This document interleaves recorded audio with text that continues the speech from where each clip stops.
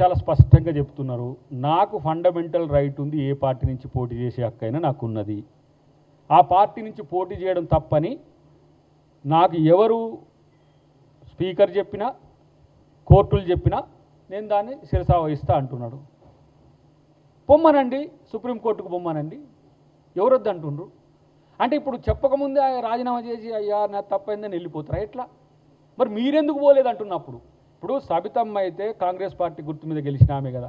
Governor కాడికి తీసుకొని పోయేటప్పుడు గవర్నర్ గారికి ఈమె కాంగ్రెస్ పార్టీ గుర్తు మీద గెలిచిందని తెలియదా? తలసాని శ్రీనివాస యాదవ్కు ఎగ్నెస్ట్గా ఏముంటుంది, టీడీపీ అని ఉంటుంది. మరి వారిని మంత్రి చేసినప్పుడు ఇది గుర్తుకు రాలేదా? ఆయన మళ్ళీ ఇప్పుడు కూడా చూడు దానమని ఎంత ప్రేమతో నేను టీఆర్ఎస్ఏ అంటుండు, బీఆర్ఎస్ఏ అంటుండు. చూసినా బతిలాడుకోండి రా, పోయి కాళ్ళు మొక్కండి, ఎందుకు మమ్మల్ని వదిలేసిపోయిండ్రు నాయన, ప్లీజ్ రండి అని బతిలాడండి, వస్తారేమో చూద్దాం. ఆ సోయి లేదు, బలుపు అహం ఒక్కొక్కరికి గిలగిల గిలగిల కొట్టుకుంటున్నది ఇప్పుడు. అది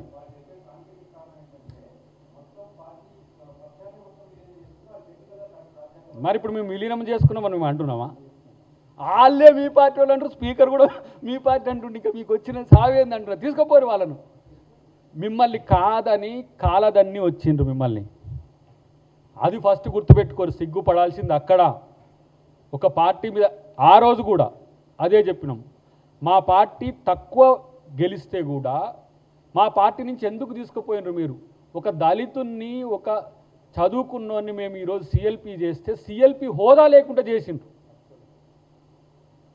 మేము ఆ పని చేస్తలేంగా. మా మైపాల్ రెడ్డి గారు కూడా అన్నాడు, ఏమని నేను టీఆర్ఎస్ అని, టీఆర్ఎస్ నుంచే పోటీ చేసిండు కదా ఆయన.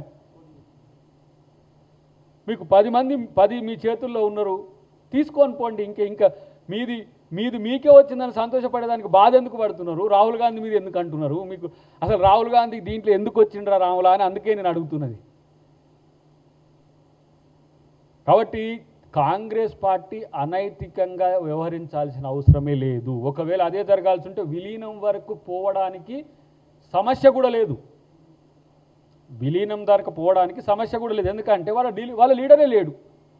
కేటీఆర్ని ఎవరు నమ్మటనే లేదు.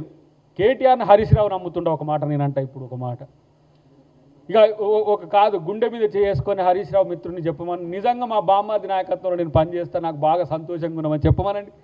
ఎవరికి చెప్తారు ఈ డ్రామాలన్నీ? బాబార్దుల మధ్యన పచ్చగడ్డి కాదు, నీళ్లు చల్లి పచ్చగడ్డి వేసిన కూడా బగ్గుమంటున్న పరిస్థితి ఉన్నది. కాబట్టి ఇంకా ఎన్ని రోజులు ఇవన్నీ కూడా ఏంది, భవిష్యత్తులో ఏమైనా కాలం కలిసి వస్తుంది అనే ఉద్దేశంతో ఉన్నాడు. కానీ ఇక్కడ కాలం కన్న నాయకుడు ఉన్నాడు. ఇక్కడ గుర్తుపెట్టుకోండి, రేవంత్ రెడ్డి. కాలం తెలంగాణకి ఇంకెవరూ లేరు, కేసీఆరే దిక్కు అన్న స్థితి నుంచి ప్రజలు రేవంత్ రెడ్డి గారు అనే నాయకుడిని కనుక్కున్నారు.